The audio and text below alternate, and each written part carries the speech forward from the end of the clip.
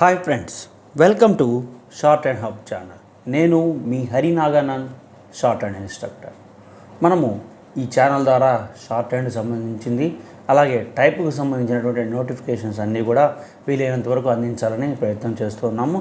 So మనం ఇప్పుడు ఏదైతే office of the principal district judge Kurnool నుంచి వచ్చినటువంటి నోటిఫికేషన్ పోస్టులు ఏదైతే టైపిస్టు, స్టెనోగ్రాఫరు, అలాగే జూనియర్ అసిస్టెంటు, తర్వాత హెడ్ క్లర్కు, అటెండర్ పోస్టుకు సంబంధించినటువంటి నోటిఫికేషన్ అనేది మనం ఇప్పుడు తెలుసుకోబోతున్నాము.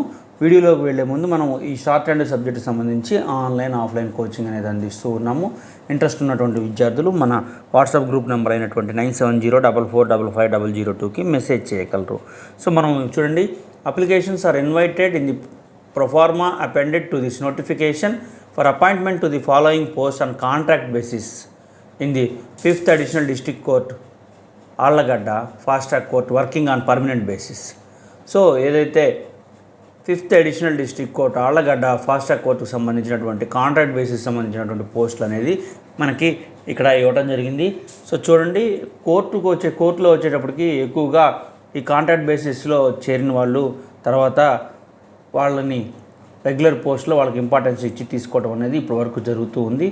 సో ఈ నోటిఫికేషన్ యొక్క పూర్తి వివరాలు ఇప్పుడు తెలుసుకోబోతున్నాము. సో పోస్టులు వచ్చేసరికి హెడ్ క్లర్క్ ఒకటి, జూనియర్ అసిస్టెంట్ కమ్ టైపిస్ట్ ఒకటి, స్టెనోగ్రాఫర్ ఒకటి, అటెండర్ ఒకటి, ఈ పోస్టులు అనేది ఉండటం జరుగుతుంది.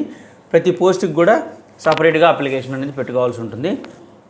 ఫస్ట్ ఈ పోస్టులకు సంబంధించి క్వాలిఫికేషను ఏదైతే వీళ్ళకి సంబంధించి క్వాలిఫికేషన్స్ ఏవైతే ఉన్నాయో వాటికి సంబంధించి ఫస్ట్ రిటైర్డ్ ఎంప్లాయీస్ని వాళ్ళకి ప్రయారిటీ అనేది ఇవ్వడం జరిగింది.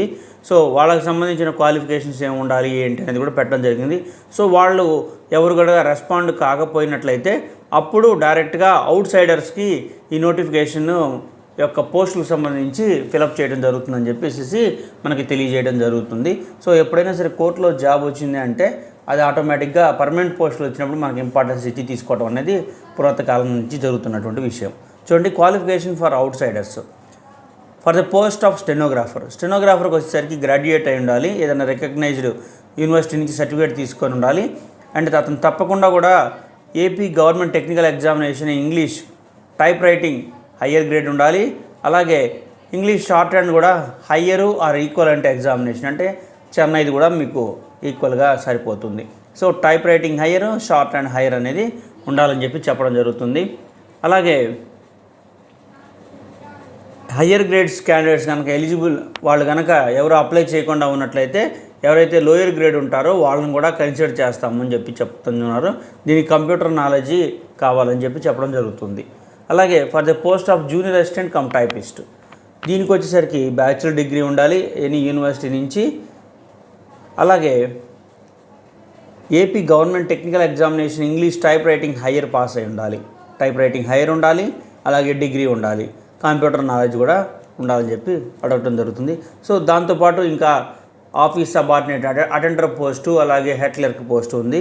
సో మీరు వీటికి సంబంధించిన కనుక నోటిఫికేషన్ కింద డిస్క్రిప్షన్లో లింక్ ఇస్తాను.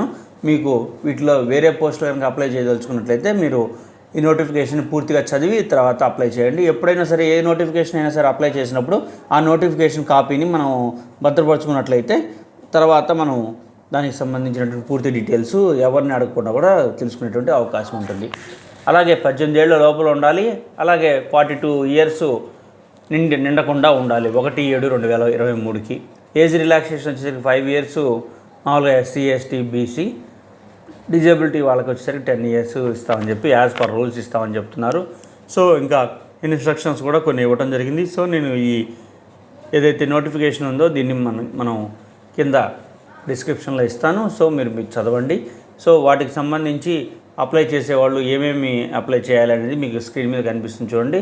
ఆ బయోడేటా అనేది అటెస్టెడ్ కాపీస్తో సబ్మిట్ చేయాల్సి ఉంటుంది. సో వీటికి సంబంధించిన అన్నీ కూడా మీరు నోటిఫికేషన్ చదివితే మీకు అర్థమైపోతుంది. Last date for receipt of application వచ్చేసరికి 11/4/2023 5 గంటల వరకు ఉంది. ఆ తర్వాత వచ్చే అప్లికేషన్స్ ఏవి కూడా రిసీవ్ చేసుకోరు అనేది వీళ్ళు క్లియర్గా చెప్పడం జరుగుతుంది. సో మీలో ఎవరైనా ఈ క్వాలిఫికేషన్ గల వాళ్ళు అంటే అప్లై చేసుకోవడానికి ప్రయత్నం చేయండి. ఇలాంటి మరిన్ని వీడియోస్ కోసం మన ఛానల్ని సబ్స్క్రైబ్ చేయండి. Thank you.